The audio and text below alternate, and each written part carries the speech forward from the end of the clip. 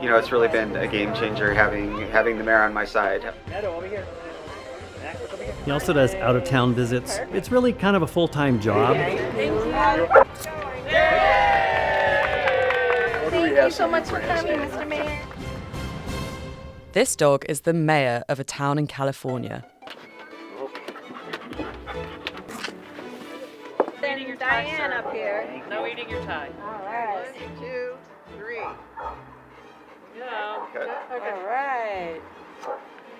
Oh, no. There, keep going.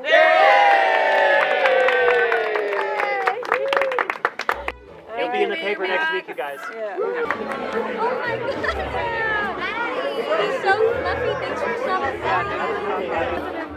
Phyllis and Glenn have been proud owners and chief of staff for 3 generations of Idlewild's mayors, as well as 2 deputy mayors and a vice deputy mayor.